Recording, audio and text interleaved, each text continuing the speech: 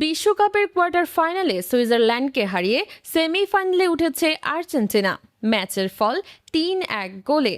অতিরিক্ত সময়ের লড়াইয়ে এই জয় পায় আলবিসেলেস্তেরা। এই জয়ে টানা দ্বিতীয়বারের মতো বিশ্বকাপের সেমিফাইনালে উঠল ২০২২ সালের চ্যাম্পিয়নরা।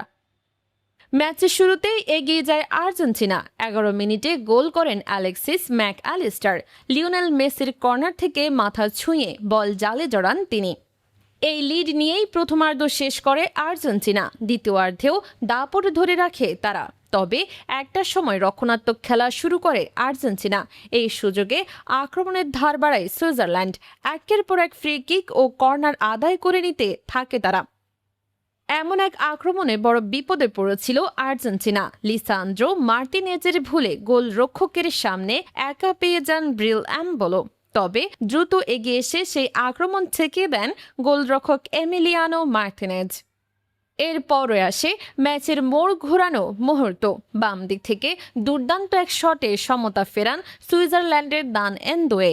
গোলরক্ষক মার্তিনেজকে ফাঁকি দিয়ে বল জালে জড়ান তিনি। গোল হজম করার একটু পরই বড় ধাক্কা খায় সুইজারল্যান্ড।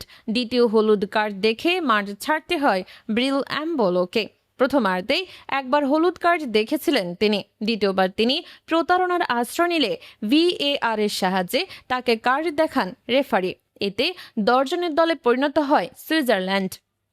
তবে এক খেলোয়াড় কম নিয়েও গোল আদায় করতে পারেনি আর্জেন্টিনা। নির্ধারিত সময়ে খেলার ফল দাঁড়ায় ১-১। তাই খেলা গড়ায় অতিরিক্ত সময়ের প্রথমার্ধেও গোলের দেখা পায়নি কোনো দল। মেসির একটি ফ্রি কিক দেয়ালে লেগে ফিরে আসে। এভাবেই শেষ হয় প্রথমার্ধ। অতিরিক্ত সময়ের দ্বিতীয়ার্ধে অবশেষে গোলের দেখা পায় আর্জেন্টিনা। ১১২ মিনিটে বক্সের বাইরে থেকে বাঁকানো দুর্দান্ত এক শটে গোল করেন হুলিয়ান আলভারেজ। পুরো টুর্নামেন্টে নিষ্প্রভ থাকা এই ফরওয়ার্ডের গোলেই মূল্যবান লিড পায় আর্জেন্টিনা। শেষ দিকে ব্যবধান আরও বাড়ায় আর্জেন্টিনা।